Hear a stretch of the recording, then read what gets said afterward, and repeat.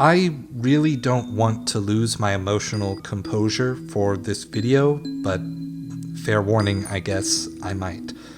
Back in January of 2021, I lost my grandmother to COVID-19. While I was mourning, I struggled to reconcile the various feelings of grief with my outlook on life and my religious beliefs. I started playing Tales of Zesteria as a way to escape with a lighthearted story because of my fond memories with the Tales of Symphonia games. By pure coincidence, this game was about exactly that grief which I was struggling with.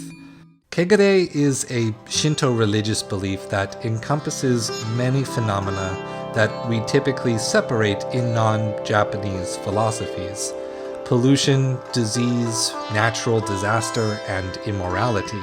Kegare is juxtaposed against purity, which is the more idealized opposite of those things, and maintained both through faith in the gods and the proper rituals for preserving nature.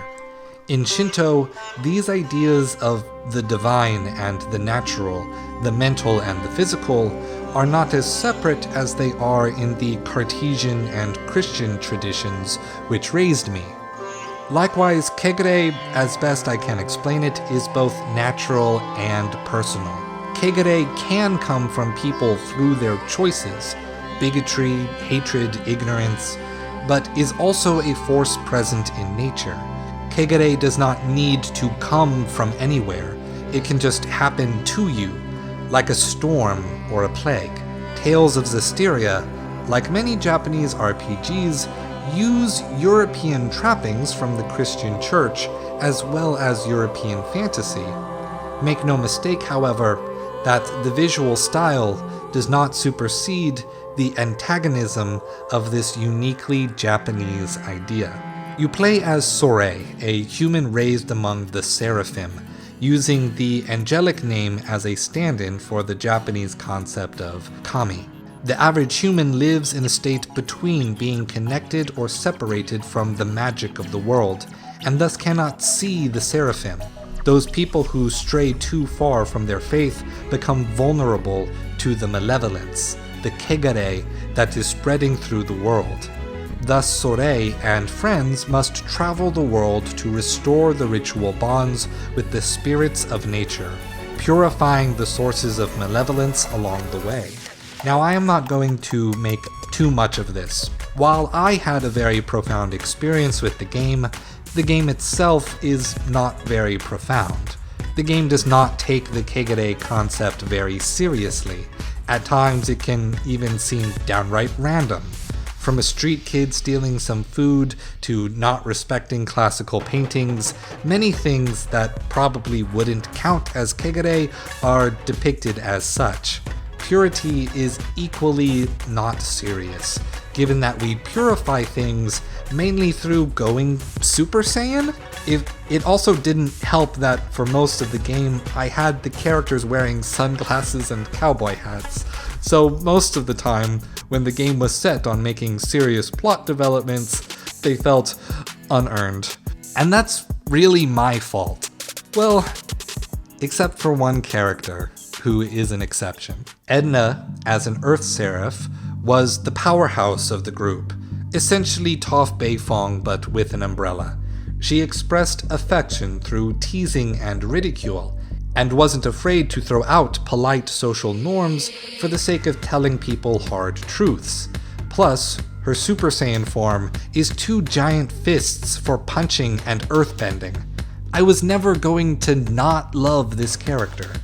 But when we meet Edna, she has become a social recluse. Her brother Aizen has become a dragon, a monster that forms when a seraph is completely corrupted by the malevolence.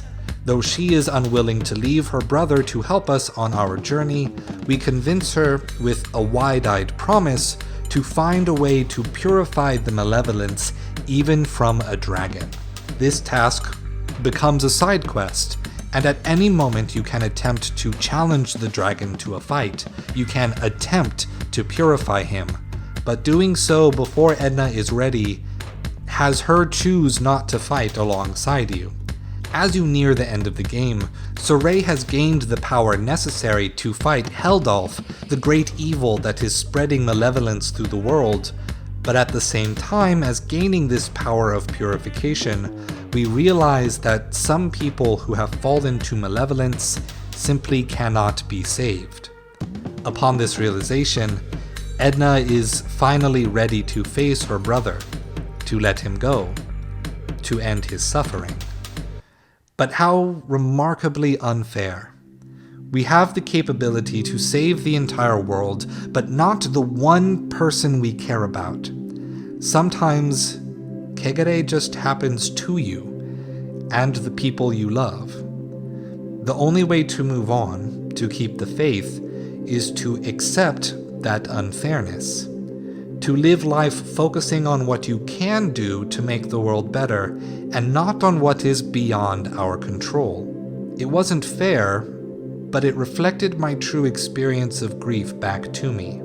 For some, it may have been a hard story to accept, but it helped me toward acceptance. Tales of Zestiria is not a serious game, but it has seriously offered me a strange sense of comfort. Thank you for watching, my friends. If you enjoyed this video, I hope you will like and subscribe to the channel, as well as hit the notification bell so that I can see you next time. And as always, stay true.